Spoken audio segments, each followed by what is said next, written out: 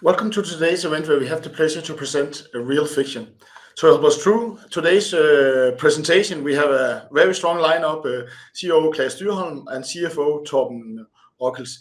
Torben, you will move out of and leave Claes to do the presentation, but you are here for the Q&A session, so we also covered on the financial and legal stuff.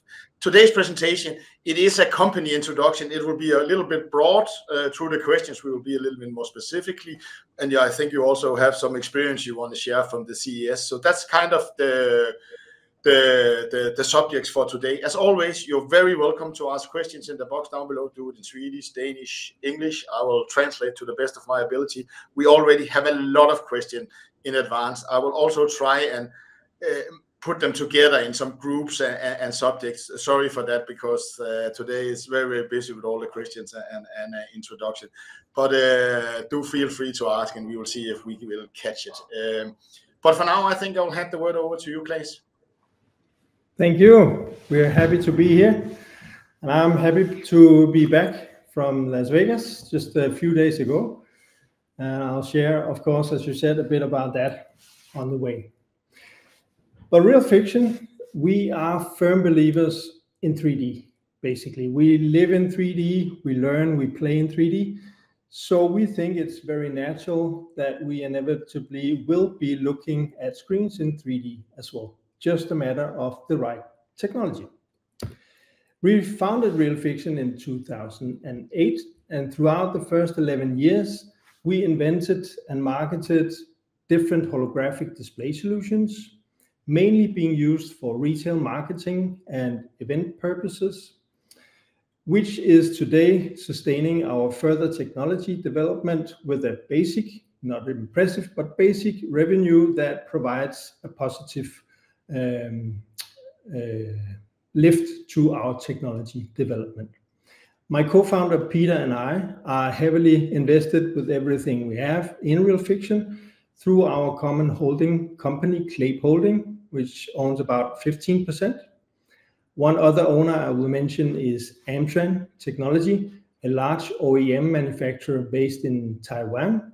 They produce more than 7 million TVs a year, plus gaming monitors and hi-fi products, and are very supportive in this technology venture as well. In Realfiction, we have 15 employees. Most are employed here in Denmark, but we do have a few Taiwanese engineers based out of Taipei in Taiwan as well. The NASDAQ listing gave us the opportunity to then push forward and be more ambitious on our technology. And therefore, in 2019, we founded the technology development project, which we called Project Echo. The intention with this project, and I will now demonstrate this in a video as well, is to enable flat panel displays to show 3D for multiple people at a time, allowing also each person to see their own individual perspective on 3D, enabling what is known as look around ability, where any person can move around and see objects in full 3D. And that provides a very immersive and almost holographic-like experience. But it needs to be multiple users, great quality, and allow individual perspectives. And nobody is really able to do that currently in the industry, but they are trying to get there, because all throughout the years, TVs has been sold on new features, and 3D is the one they're looking to next. So Project Echo has been a development project throughout the last few years. We have achieved a lot through those years, reaching a point where we now have available technology ready that we demonstrated just a few days ago at CES. And that technology now covers all the main display technologies, equaling LCD, OLED, and micro LED as well. So that's a really powerful lineup, which we were, applauded for as well by the meetings at CES. So a lot has happened throughout those few last years. If you see the graph behind the timeline, you will see a big peak in 20, and maybe that's due to some investors jumping the gun a little too soon, maybe thinking that the commercial agreements would land very early. But any solid technology has a development project, but we are now ready and we're entering the commercialization phase now. So IP is fundamental in our business, and throughout those years we have been applying for a lot of different patents. Last year in 23, we saw the first patents now being granted successfully, and more will follow in the near future and in time to come. So that's laying the solid basis for our future business and revenue. And I'm proud to say that today we stand on a very firm platform with a lot of IP, both originally developed IP, but also exclusively licensed supporting technologies. So we stand on firm ground there, and we are truly happy about that as well. So you might think, how can a small Nordic company come up with inventions that the big guys in Asia are trying to complete? Well, we're not alone. We have had some great collaboration partners. We have worked with big institutes in Germany and Belgium, Hong Kong University, some brilliant minds and some of the top engineers within OLED, display technology, and 3D overall. And Antran, as I said, has been a big part in supporting and continually will support this project as well. But mainly, our own core team consists of proven experts and leaders that has done this many times already. Sten, the main inventor of the eco technology here, is the guy that IMAX called when they needed to create the latest lineup of laser 3D projectors for their cinemas.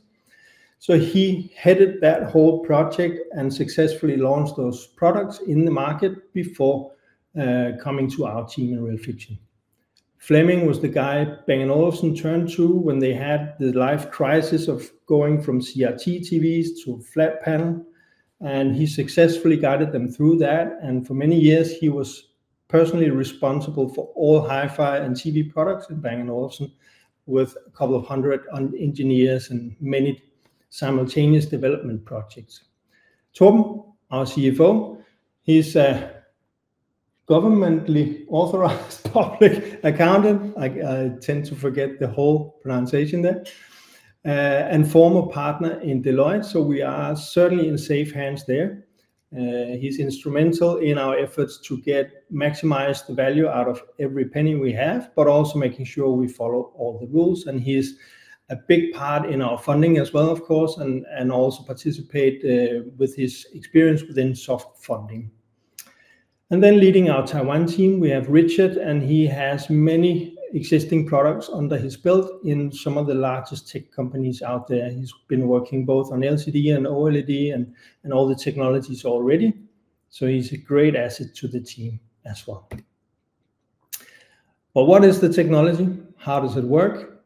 Well, we now launched it under the name Directional Pixel Technology, because the directional pixel actually does explain already maybe quite a lot of how it works. But overall, VR and AR has been driving content evolution and will be driving this over the next coming years towards 3D. Software and content will be more and more developed for 3D. All the panel makers know this and have begun to adapt 3D again on the displays.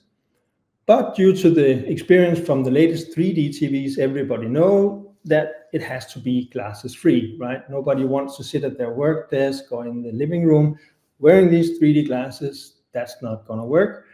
Therefore, it is, of course, difficult to create a 3D image without the glasses. And as a result, the current products you see available commercially in the market is mainly or almost singularly single user. The only multiple products you see is within digital signage, where they can do some pop-out effect for multiple users, but that's not a viable way to go for the end product. For multi-user 3D, light field may be seen as the true theoretical real solution. The problem is that for a light field to show all potential angles of an image at all times and live generated, really needs a huge amount of data and power. And experts say this might be decades away if it's ever going to be really a viable way to do it. So this is where we come in. Directional pixels only direct individual images to those persons actually in front of the screen. So we can direct different images to each eye or to each user depending on whether it's 2D or 3D. And we can direct that precisely enough to create 3D. And that's what we demonstrated at CES as well. So directional pixels allow multiple users to either see the same 3D image, just as you do in the cinema where you watch Avatar or whatever in 3D, everybody sees the same image. You can do that home in the living room without the glasses. But it also does enable, as I say, individual look around, real-time generated perspectives, and it allows for multiple users seeing different 2D images. Same technology, the same implementation, different use cases or features. So what does this technology provide in terms of advantages? Well, we do not have size limitations. We can do everything from small displays to very large displays. And this is also a current problem in the industry. Going large is difficult for the others.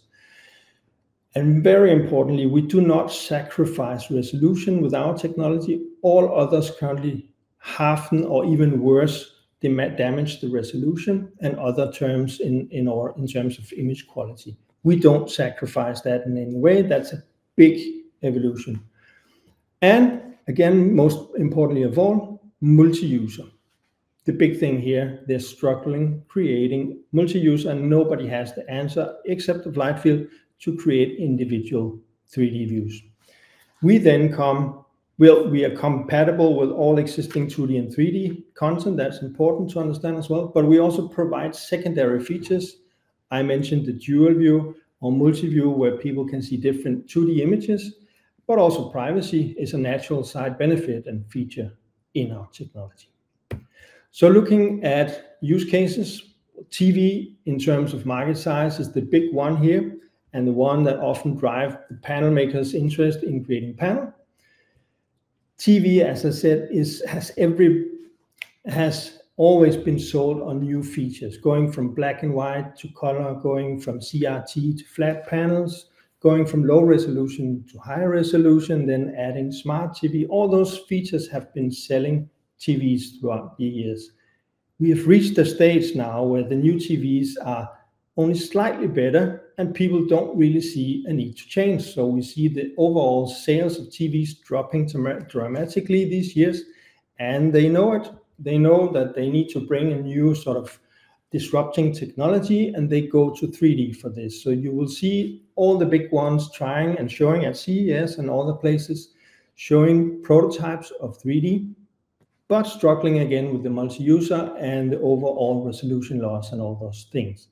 Now, TV will remain relevant still because it's a social media platform where we enjoy movies, entertainment. We can enjoy social gaming, being together. We can see sports and do communication, whatever. All these use cases will benefit from the 3D being implemented. Other big segments are, of course, gaming, huge segment. They are implementing now as the first products single-user 3D monitors in gaming because the need is there, the wish is there, but still only single user, so nobody can really enjoy it together with you, and you're limited to a certain size in a single-user environment. Now, automotive, that's another big segment as well. Automotive is, of course, interested in 3D and going holographic, but really the dual view feature, allowing driver to see dedicated driver information and passengers to watch entertainment on the same screen, is the big need in automotive currently. So we saw at CES many switchable privacy mode screens being launched, and this is because the way they do it now is they have to implement a secondary entertainment screen to allow the front seat passenger to see entertainment, because The driver get distracted if they start seeing a football match or a movie, so they have to use a secondary screen, which can then not be seen by the driver, so it's blacked out. So the driver can have the main screen information like GPS, controls, and so forth. And this is really just a temporary way to do it as we see it and as the big manufacturers see it. And I'm proud to say that we met with one of the chief engineers from one of the biggest brands out there. He was at CES looking specifically for a technology that can do dual view. That was his aim for CES because they want to do it. They will implement it. It's just a matter of the choice of technology. And all the existing efforts that has been made previously on dual view does lower quality. It halvens the resolution. It introduces other problems. And he knew that. So when he found us, he was ecstatic. And that's why we are now in deep conversation with him and others about this. So this is really a big mover where it's not just a gimmick and a cool feature, but a really need to have feature. There are, of course, other segments as well. So they might be one-off, much smaller, but combined, again, represent a big thing. So just mentioning a few: medical, where they're already using 3D monitors because they provide a big advantage when operating inside a body.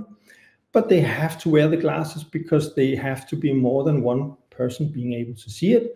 So they stand there for several hours sweating with these infamous 3D glasses on, and they would really love to get rid of those. So that's a big need from that industry. Another one, just to mention the last one, is remote collaboration.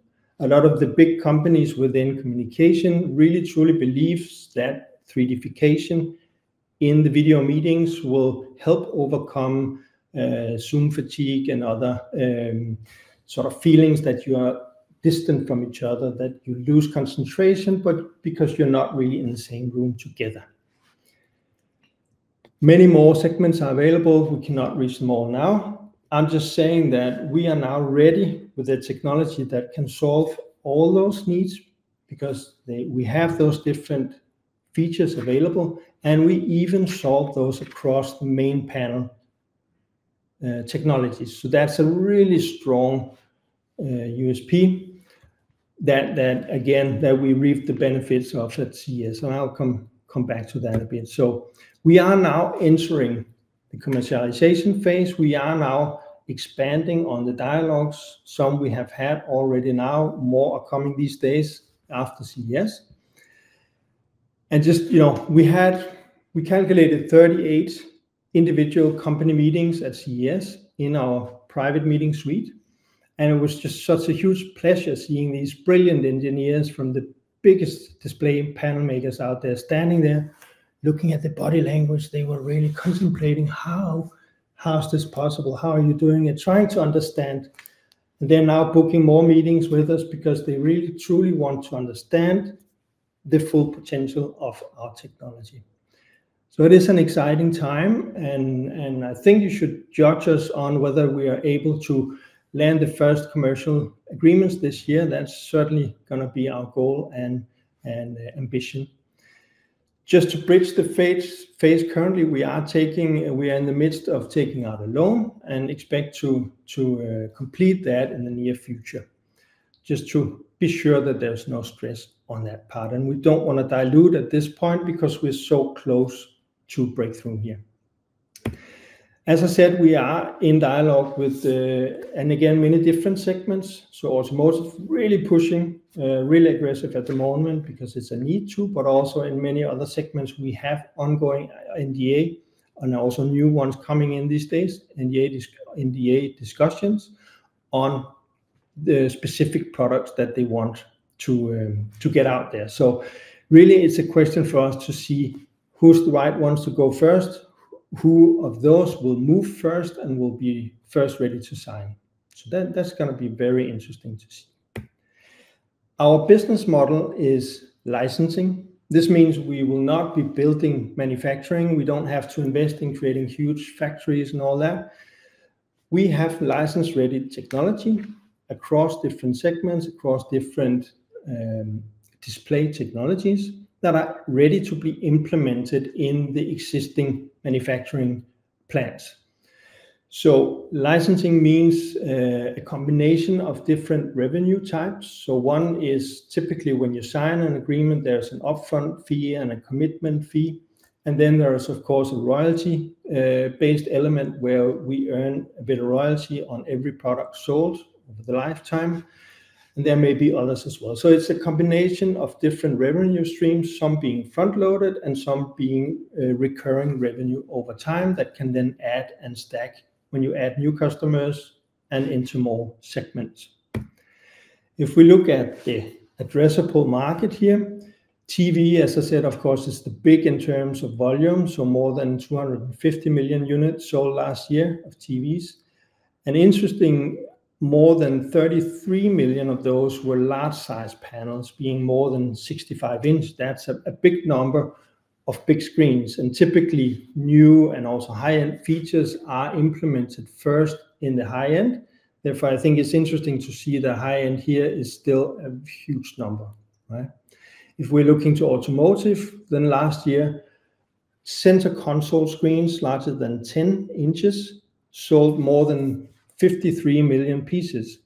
And if you really think about dual view not being a cool sort of gimmicky feature, but a need to, as they see it, we could hope for a sort of significant market share over time in that industry. No promises, of course, but I think doable.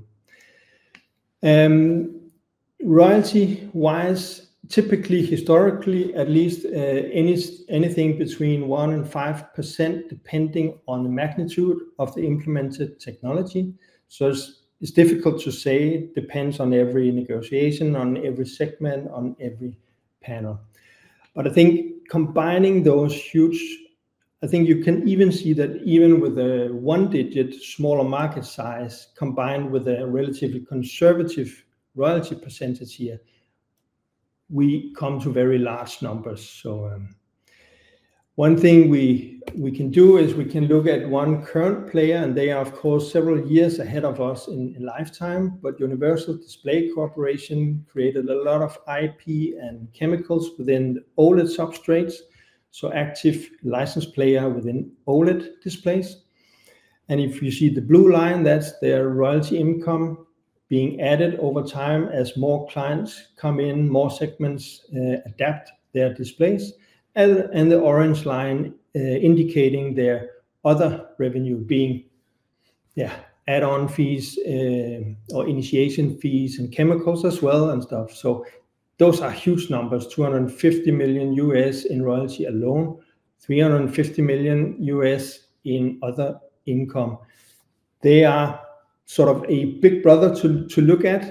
That's how we look at them. So I'm not saying we're going to be there tomorrow, but I'm just saying that this is a market which is huge in terms of scalability, and the license model will allow us to scale rather quickly in terms of we don't have to provide production and logistics facilities.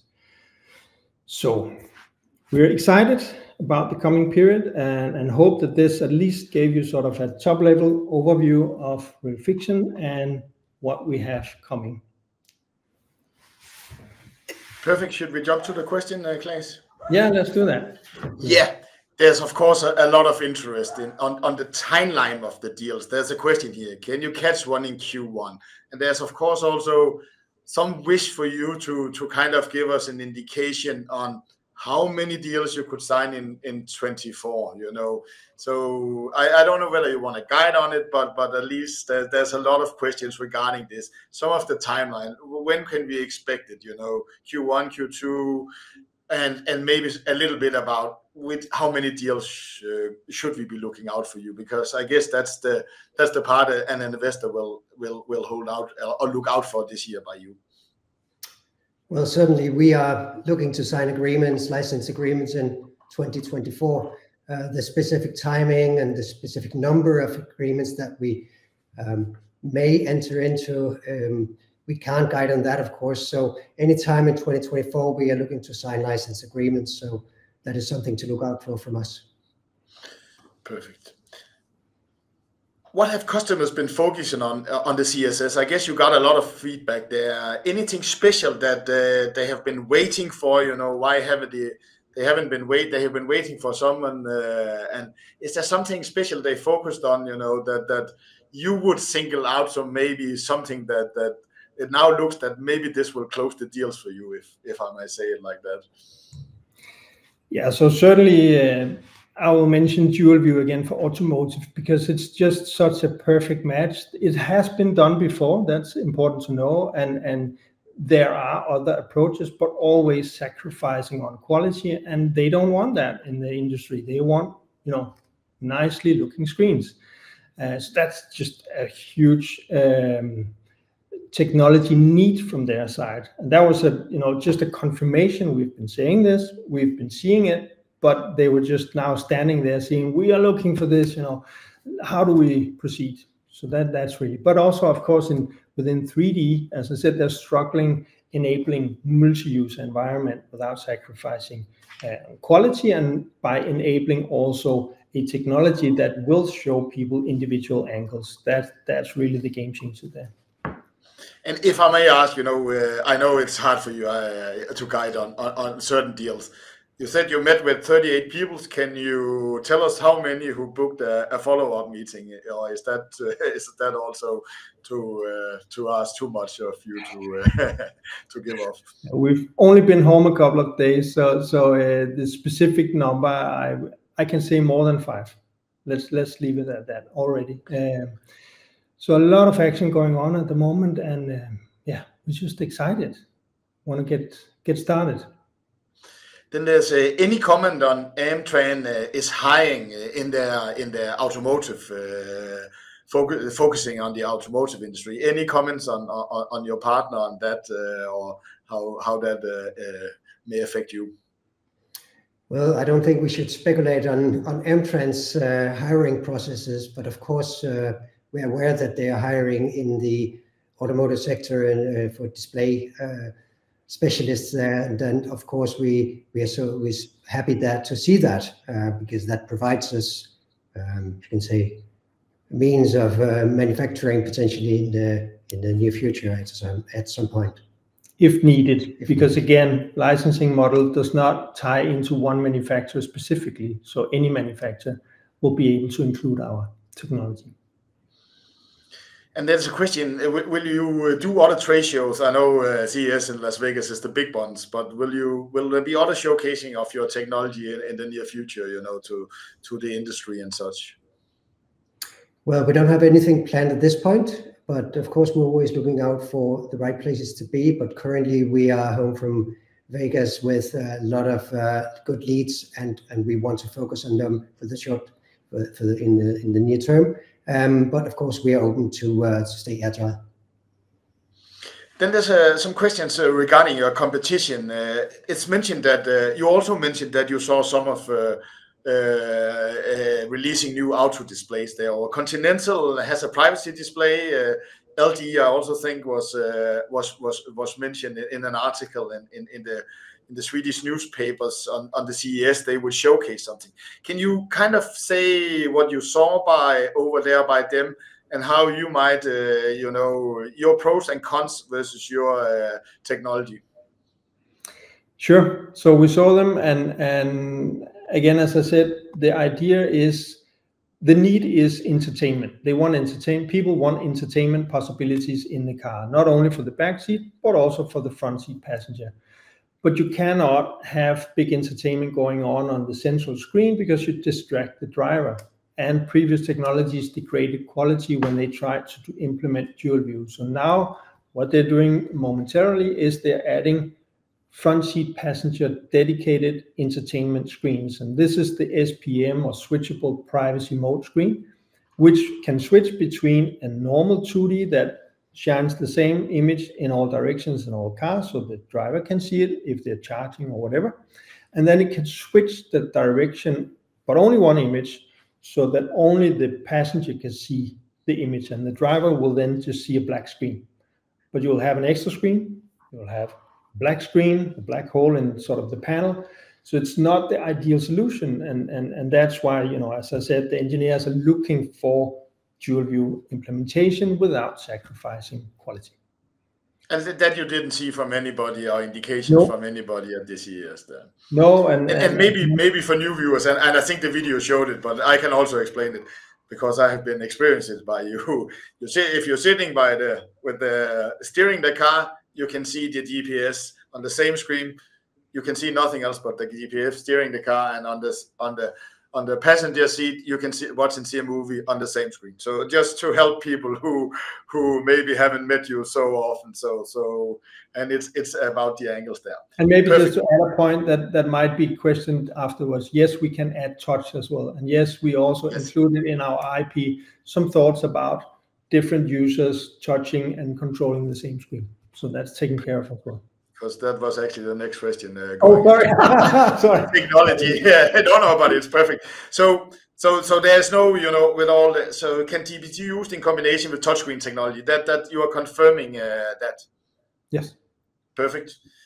There's a look around free floating holograms. There are some questions on, compared to your old products and how much of this is integrated in your new one. The look around, if you can explain that, and also floating holograms, will that also be able? So the look around is the term to explain when multiple people see a live rendered 3D image. Then every person, Torben, will be seeing the 3D perspective from his point of view. I will be seeing my own personal point of view in the 3D scene. And because it's live rendered, we can therefore look around the objects, the three-dimensional objects, and see new facets, if you will, of the 3D objects. So that's the term look around, and that needs the multiple user capability, but it also needs the ability to show individual three-dimensional images. Of course, you need to track the position of eyes, and we do that already. We do that already on multiple persons as well. So going for holographic image, so what is holographic? Well, traditionally it is creating a three-dimensional image that changes once you change your perspective. The true hologram is laser-based and it's a still image. We know that. So what we do, we call it holographic-like experience because it basically is the same experience, but now in living images. And yes, we can create objects coming out of the screen and being in a very particular distance out of the screen, because you will be able to see from different sides that it is actually there. It is, of course, always limited to you looking towards the display. So we cannot show something that you are looking, in a total different direction. Your eyes have to be focused towards the displays, but then we can show stuff hanging out there in front of it. And then there's a question around patents. Anything waiting before signing any deals? You are selling your IP, so is there something on the patent side, the pending side, that you want to have closed before you're signing deals? So a question here on that. No, we have. We're waiting for the last patent approvals. So far, it has been going at a good pace. And we're waiting for some more approvals this year. I think we have 3 approvals so far. And there's nothing stopping you from signing any, licensing deals. That's the question. You want to be better protected before you sign a license deal. So the question is here: is that something that could stop you? We're not waiting. There's nothing preventing us from moving on. Now we have all the exclusive supporting technology rights that we needed or wanted. We have all the original IP either pending in a good state or granted. So there's nothing waiting. No. But IP is important, as you said, especially for a license model. So of course, it is natural that over time we will be adding more, but that's just an ongoing thing, as it is for Universal Display and others within the license industry. Natural thing, but nothing stopping us. No.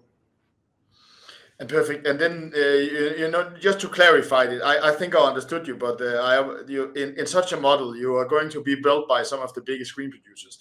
And if I understood you correctly, they have a large factories, they have large extremely large production facilities. There is nothing stopping them, as they don't need to develop something new on their production line to integrate your technology. Was that correctly understood? You said. Correct. They do not have to develop anything new. They have, of course, to adapt a production line to a new technology, and they do that all the time. It's important to understand that the TV and panel industry is made up of many different technologies, and many of those technologies are licensed. So it is really a technology stack of different technologies, right? You can, on some segments, you add touch, on others you add smart features and streaming, and all those technologies have been implemented over time. So there is an adaptation to do in the production, but nothing that is not doable within current production lines. Exactly. Perfect.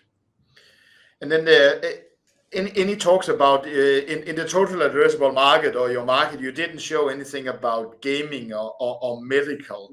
Can you share your thoughts? Number one, maybe why they weren't on your numbers of screens before, and the potential and the possibility is your technology needs to be does it need to be developed more? Is something holding you back from going after those markets right now? No, so it's basically the same technology. Our directional pixel technology will overcome the needs in all the segments, including the medical and the gaming as well. I didn't mention gaming specifically, although we have some numbers here, more than 20 million sold last year of gaming monitors specifically. There's nothing specific there. You could say gaming in a single user environment. If you just have a monitor in your room and sit there, one person playing game, there are solutions now in the market or being implemented now in the market that allows for single user gaming. And that's because gaming is a big segment that is driving content-wise, of course, also a wish to implement 3D, but also because it's a segment where you can implement a single user technology. But it doesn't mean that there's not a need for a multi-user. There are plenty of needs for multi-users. So and there's nothing stopping us. No. Perfect. And on the medical side, is that the same? The technology is developed. It is ready also for that. Yes. And in medical, maybe fair to say that the big industry in medical 3D displays right now is surgical, as I mentioned. And they need to see the same 3D image, all of them, but they need to be able to see multiple users, and therefore they cannot use the current singular user displays. So they are forced to still wear those glasses, and they cannot take them off while operation because of clean room and all that. So they are forced to stand there several hours sweating with those bloody goggles on, and they really want to get rid of it. And of course, medical may be size-wise, now we don't have numbers currently for medical, it may be size-wise a lot smaller, of course, but it is also a high margin market. So it's a market where each product costs a lot more. Of course, it also has to be enclosed in a different way, but the display is the same. The display technology is the same. So once a panel manufacturer, for example, implements our technology, they can then source those panels into all the different segments, being TVs, being gaming, being medical, being professional categories for remote collaboration, for presentation use in showrooms and boardrooms and so forth. Perfect. Let's get to some of the financial questions. I know that's what we investors always want to hear a lot about. So let's get into that category. There's a question on will you give us some sort of guidance on 24 on the financial result, and also maybe talk a little bit about whether you're thinking on, now you are at this commercialization phase, to give any long-term financial goals at the current stage. Well, you can say in 24, our ambition is really to sign agreements, and for those agreements to start the collaboration with display producers. We don't want to give at this point any guidance on results, as we do not have any specific knowledge at this point. We do have some ambitions and some goals, of course, internally, but it's not something we want to guide on. We also don't want to disclose at this point, being in negotiation. So, yeah, and a little bit about long-term financial goals. Any thinking about that, or would you like to see some licensing being panned out to give you a better view on how the long-term business might develop? Well, I think the slide we have in front of us with the addressable market basically shows that it's a huge market we're looking to enter, or that we are entering, and the slide with Universal Display Corporation shows how they have scaled up their business to create millions of dollars in revenues from royalties. And of course, it is our ambition to copy them, you can say. But we have guided previously and said that we say this market is $100 million revenue market, and we certainly see that using the addressable market slide numbers, and even with a fairly small market share, and with the royalty percentages mentioned there, 1 to 5%, we will be able to achieve $100 million in recurring annual revenues from our business going forward. It's not something that's going to happen tomorrow or into 2024, but it's something that you can guide. Well, you can look towards us in a few years and say, well, did they manage to do this? And at least it's our ambition. It's also the ambition to surpass it, right? Because there's nothing preventing us to go beyond that time. You say from a mathematical point of view, you can do the numbers and you can come to numbers that are quite high, and certainly we look to do that. So I think you gave us a lot here, because you gave us the number of screens, but here you put a figure on it in value, and you said the 100 million you have been talking about US dollar, that's a low market share with a normal fee structure on a license fee that's seen normally in the business, like with the OLED technology and other technologies that is implemented. Is that how we should understand the addressable market in value? And then secondly, does that include medical and which areas does this one include? That was on the basis of a potential smaller market share in the 65 plus inch segment for TVs, the gaming industry, and the automotive sector. So those three would be included in the number that I provided before, and you could do the math on all sorts of other industries and segments and come to higher conclusions. Yeah, or different conclusions. And if we look again, just we know we're not Universal Display, so and they are again a few years ahead of us in lifetime, but their technology is within OLED displays and only OLED displays, and they're big in OLED for sure, but they are doing multiple $1 million revenue on OLEDs, which then accounts for maybe even 10% of the overall display market.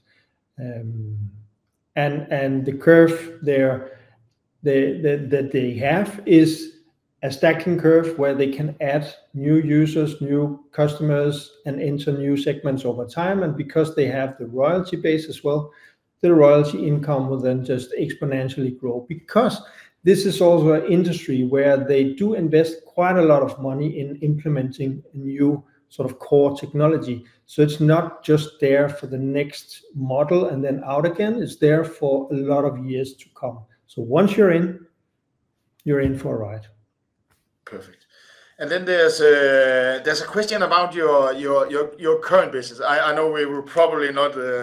You have been pretty firm about you don't want to guide, but there's a lot of talk about what is the potential, and I think also bear and bull cases, and base cases, but you have given us some kind of indication on maybe how we should calculate it ourselves by saying this is low single digit normal fee structure and which areas with the numbers of TVs here. So I guess you don't want to give us a bull, bear, and base case right now.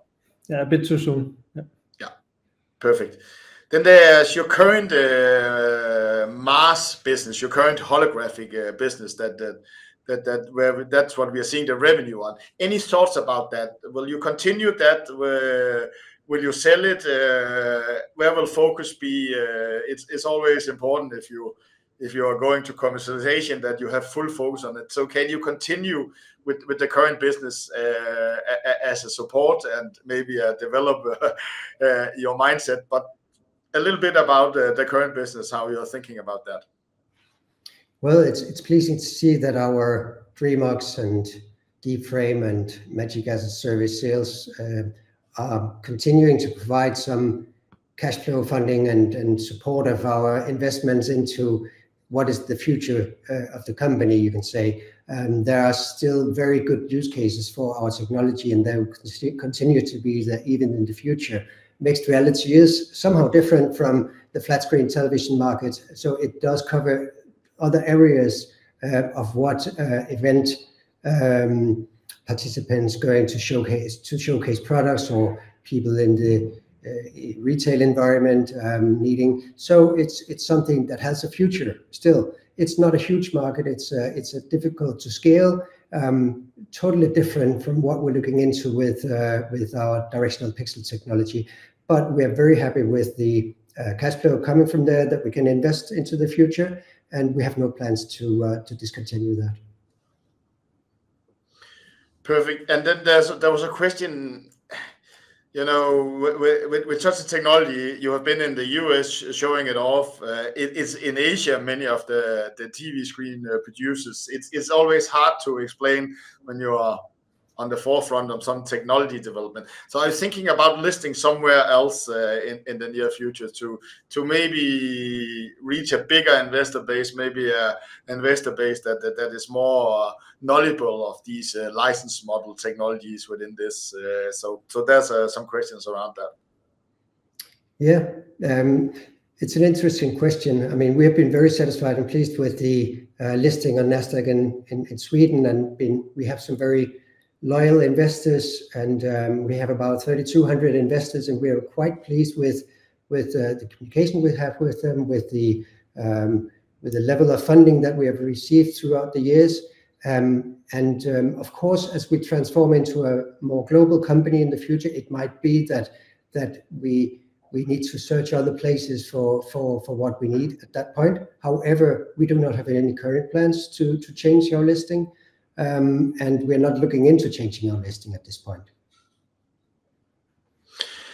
Then there's a question, very simple, iPhone technology, the very huge number of devices. Why is that not mentioned here? Any thinking, any comments on that?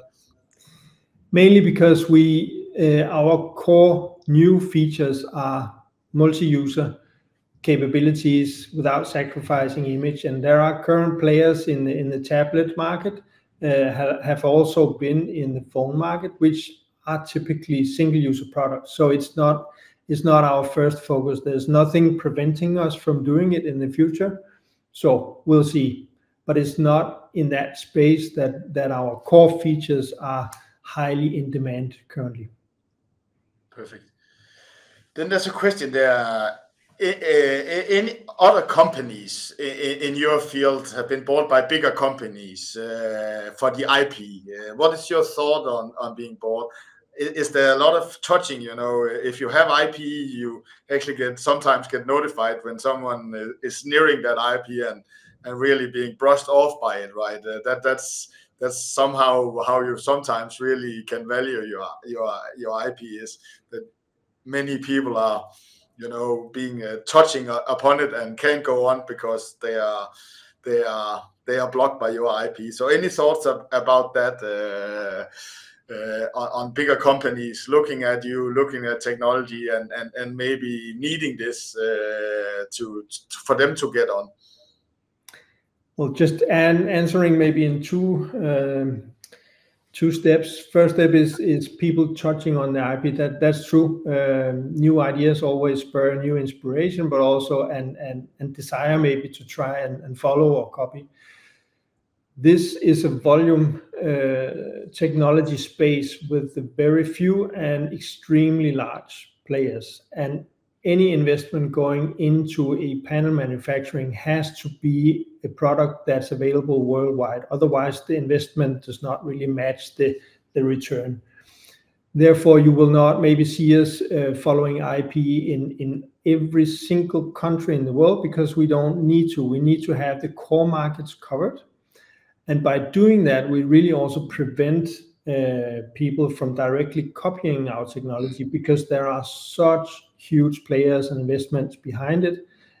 We know they're battling each other, right, for any given sort of cornerstone in IP, but small players do not even dare touch on those technologies once they're being implemented. So, and that leads me to the second step. Of course, these giants might consider purchasing and being a public company. The rules are as they are, so anyone can sort of come up with a bidding, and then it's basically down to the feeling amongst us all as investors, whether we believe in the long-term license model or we want to jump an offer. So we cannot, of course, decide on that. We can guide at any given time whether we think it's a good offer or not, or whether we think it's a good time or opportunity or whatever. But that's all. Our time is running out, and questions are running in. It's wonderful to see such a big interest for our company. It is a little bit unnormal. So I think you should nod to that. Unfortunately, we can't catch everything. I hope we can catch some more on some other events. But the final question: investments to do this. Do you need to hire more people? Do you need to make bigger investments in the near future to deliver on everything of this? So a little bit about the cost side and the investment side needed to deliver on this. We don't need to hire or invest more to start the agreements, but it would be a natural element of signing the deals that we would then, going forward, hire more people. We're not, again, building a factory, but we will then be strengthening our expertise and ability to keep innovating within that space, because that's also how you maintain your relevance, like universal display, for example. So perfect. I think, unfortunately, the time has run out. A lot of questions are still out there. Let's hope we can catch to answer some of them on some other events.